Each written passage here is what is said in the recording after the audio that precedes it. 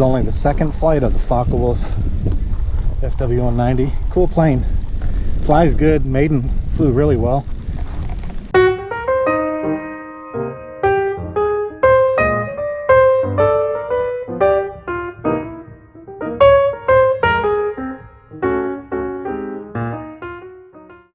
Been out working on another project today, namely the Rebel.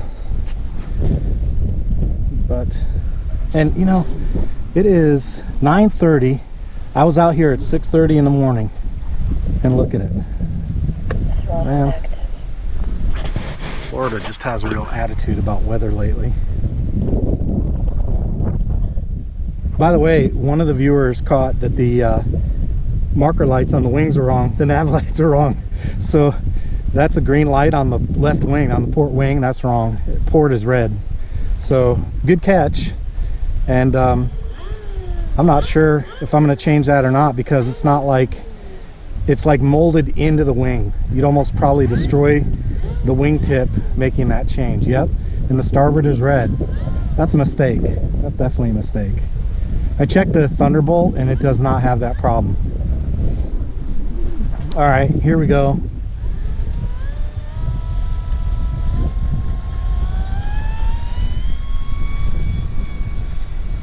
Gears up.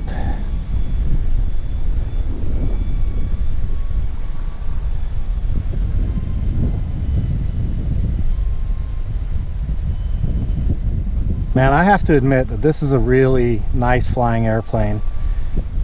The ground handling is just really easy.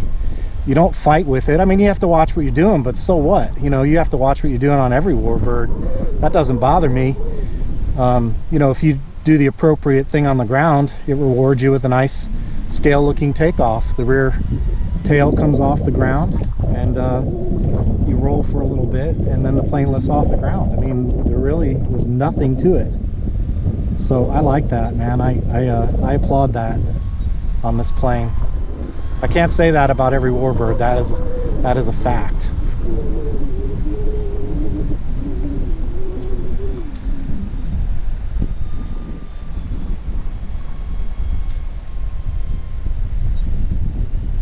Just a little note of interest. The camouflage does a good job doing what it's supposed to do, because the side of the plane is painted kind of like a sky blue. And then the top of the plane is painted a dark gray. So when you're reflecting light, you can see that gray. But buddy, when you get it into a shadow, it turns black. And the side of the plane, that blue, it blends in pretty well. I mean, it depends, of course, on the colors in the sky and where you are, but it blends in pretty well.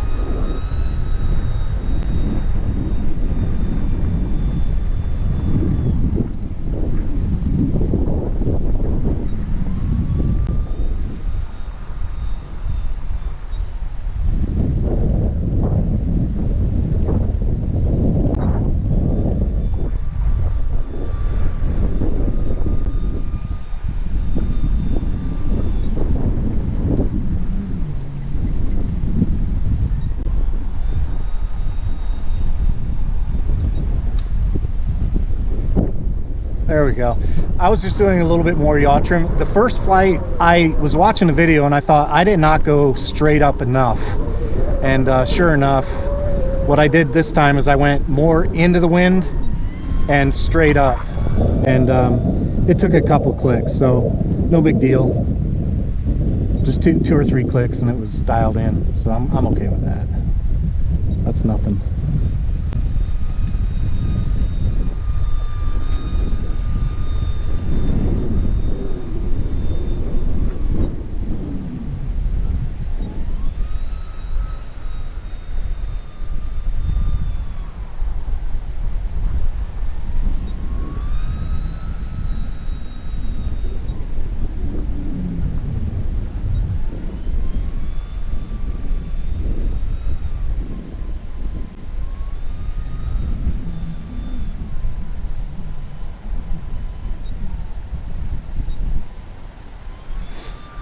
You know, I think as far as Warbirds go,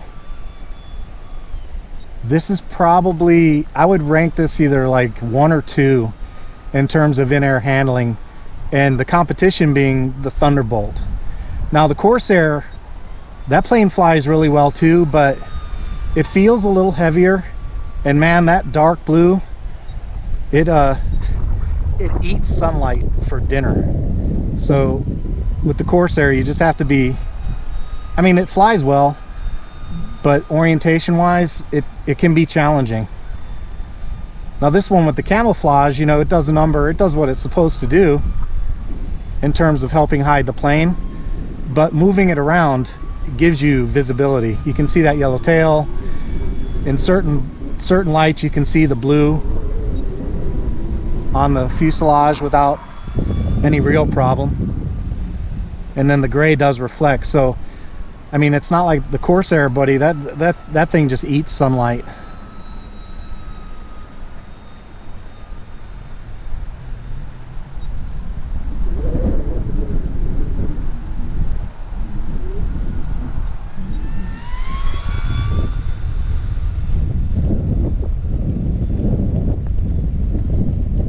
All right, I'm gonna set up for landing. I'm gonna get it down low and bring the gear down for you guys. There's the gear. I wasn't too low, but go get myself set up on a downwind here.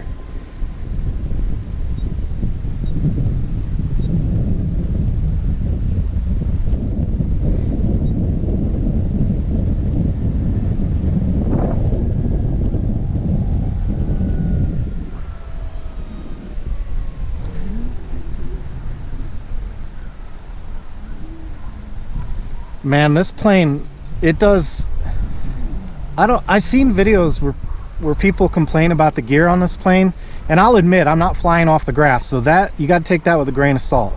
But on a paved surface or a hard surface, this thing does great on the ground. You know what, I really want to go one more time.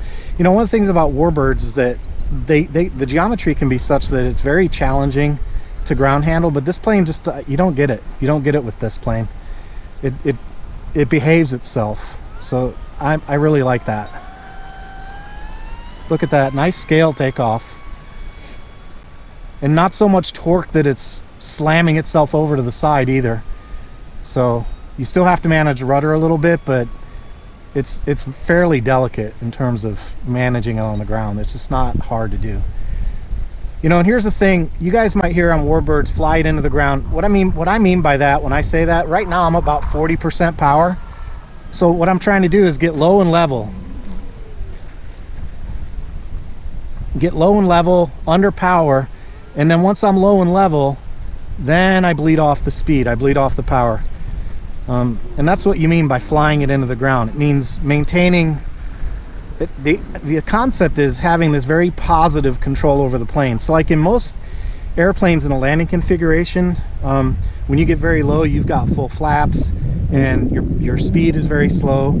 You're near what's called minimum controllable airspeed, and the idea is you're getting as slow as you can before you touch down.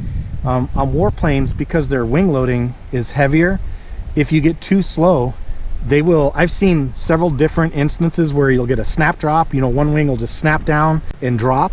I've seen other ones like I've had Mustangs, multiple copies too, balsa foam, and what they'll do when you get too slow is they will just flat pancake. It's like dropping a pancake right from a frying pan. Just pull your pan down, the pancake follows it. I've seen it happen. That's why when I talk about flying it into the ground, my frame of reference is flying it under power until I'm low to the ground, so that even if it did misbehave, the damage will be minimal. Look at that. Man, that was just sweet. It's just a little bit of throttle management, a little bit of rudder management, and this thing does a really nice job taking off. It's just beautiful. This is a really good handling plane. I have to give it to Dynam on this one. So again, I'm at about 30–40% power. I'm keeping my wings level. Now I'm low, so I'm bleeding it off. Does that make sense? I hope that helps. I mean, one thing that I realize, because I get that question a lot at the field here, is what do you mean by that? And you know, when you've been flying or reading or, you know, in the hobby for a while and talking to other pilots, it's easy for us to make assumptions about what people know.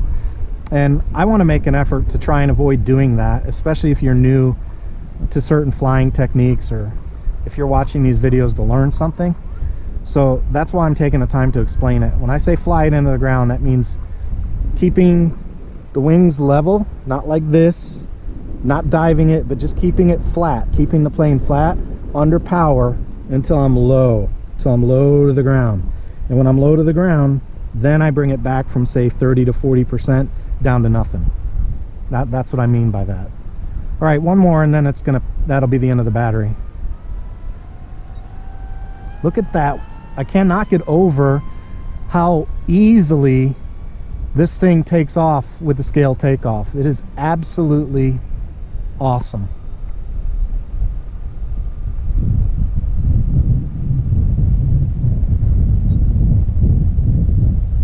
All right, one more time. So I'm kind of diving, but you'll see me flatten out. So here I am.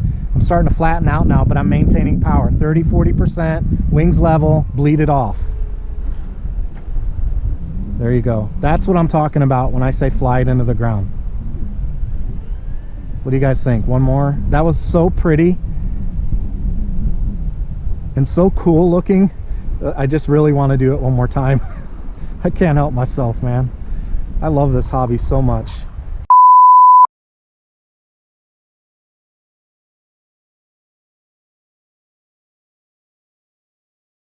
All right, one more. Whoa, whoa, whoa, whoa. Yeah, look. I just get through talking about how nice this thing handles on the ground. I go to take off and it jerked to the right. That's called weather vaning. Look what happened to the wind. Earlier, the wind was going straight down the runway, and so I didn't have that problem. Now, it's weather vaning. So the wind's coming from this side. It wants to turn into the wind. That's what they do. So I just got through saying, yeah, look, it definitely wants to turn into that wind. Yeah, that's full left rudder. It's like, nope, I'm going into the wind.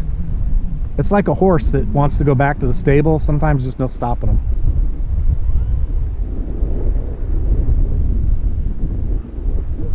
So the trick to that is get some speed over the rudder, get some wind over that rudder.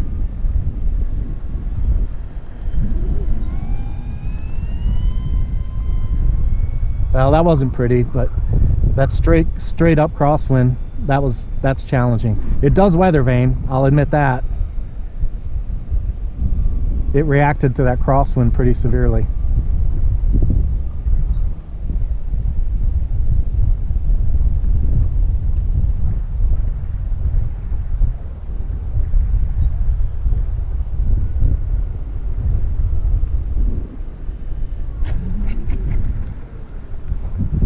Look at that rudder.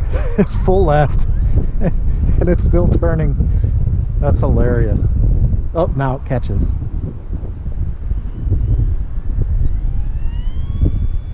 Whoa. Cool thing about a crosswind, when you turn into it and punch it, you can get off the ground fast. That was a little sketchy, but probably ill-advised. Not the correct way to do things.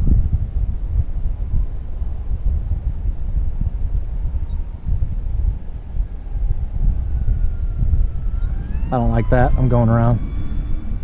You know, that's one thing, guys. If you're flying an airplane, I see it all the time. I see pilots, RC pilots, flying their plane, and it's just not right. You know, the thing that they're doing is not right. It's so easy to keep the plane in the air. Just hit the gas and go around. But more often than not, you'll see people push a bad situation. Like that. That wasn't great. Too fast, too far over to the right side of the runway, trying to manage my crab a little too hard, too aggressively. So what I did there is I flew past the center line and I kind of nosed into the wind a little bit and tried to fly with a little bit of right rudder just to keep myself on a little bit of a crab. Yeah, now it's getting sketchy.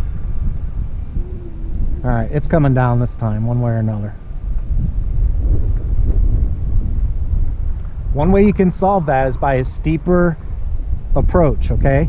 So get up a little bit higher and dive to the ground a little bit faster.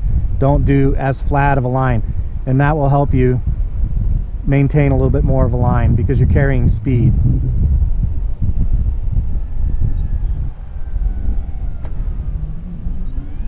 Nope.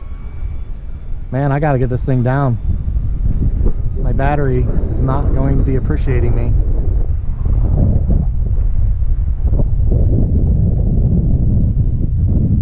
Might have got a break with the wind. I think it looks like it shifted again to, yeah, it did.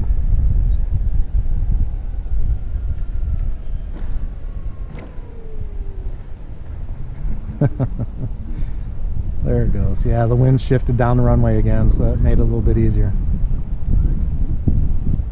Okay, now that my tail is to the wind, elevator full up. See that? And the reason is because you want the wind to push your tail down to the ground. When I say full up, I don't mean pulling back like you're climbing. I mean your thumb is full up. That's what I mean. Thumb is full up when you have a tailwind on a tail dragger, and that keeps your rear end from going whoop up in the air like that.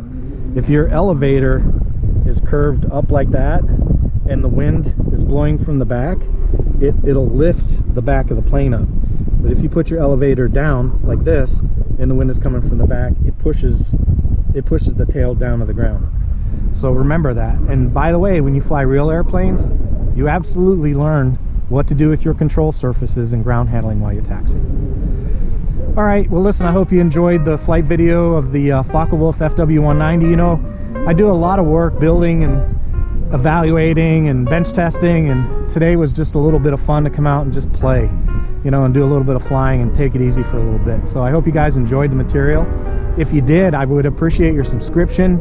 Your engagement matters a great deal, so I hope you continue to make comments on the videos, thumbs up, thumbs down, share, tell your friends about the channel. Thanks for your participation. Hope you enjoyed the video. Take it easy.